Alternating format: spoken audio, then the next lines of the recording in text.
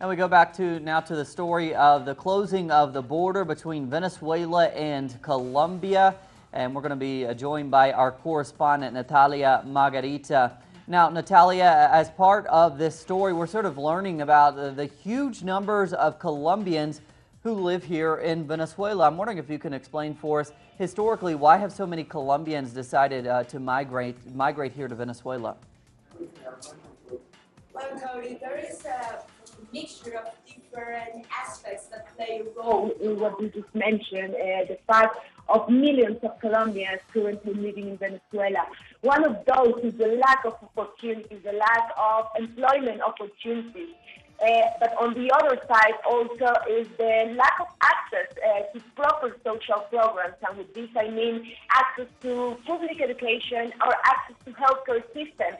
Let's remember that in Colombia education, for instance, is extensively private and unaffordable for the majority of Colombians. Public education is very precarious here, and the same goes to the healthcare system. So we're talking here about many Colombians that have found in Venezuela an opportunity to benefit from those social programs that are subsidized by the Venezuelan government and that we lack here in Colombia. Secondly, is also, of course, the issue of our more than 5 decades of armed conflict, which has generated millions of internally displaced people, but also other people that seek refuge outside of our national borders. So it's a combination of both things, the armed conflict on the one side, and of course the actions of paramilitaries in the borders that's directly connected with the armed conflict that Colombia has been living for the past 50 years, but also, as I said before, the lack of social programs, to say it somehow. Well, that certainly makes sense, Natalia. Moving on now, both of the foreign ministers of Colombia and Venezuela, they're meeting right now. Now, what can we expect on their agenda, and what might be the possible outcome of that meeting?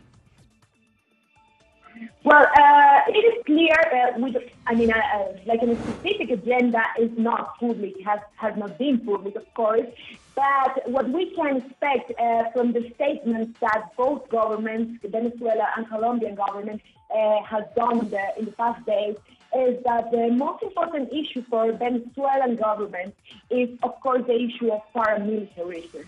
And as I said before, how paramilitary groups have been operating for years, and why not decades, in this border between Colombia and Venezuela, in this 2,219 kilometers of border that we share with the brotherly country of Venezuela.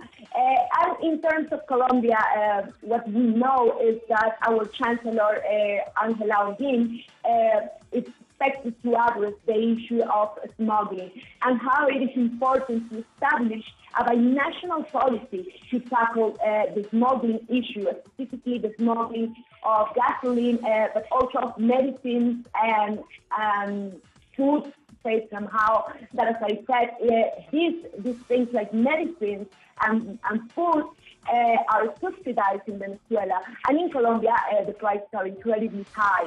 So that, in a way, explains why smuggling exists.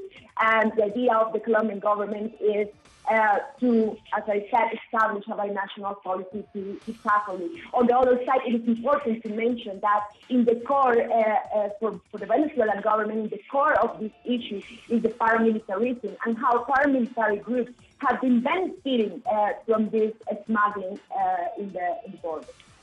All right, Natalia Margarita reporting from Bogota now, as at least one border crossing between Venezuela and Colombia remains closed. Natalia, thanks so much. That's you, Cody.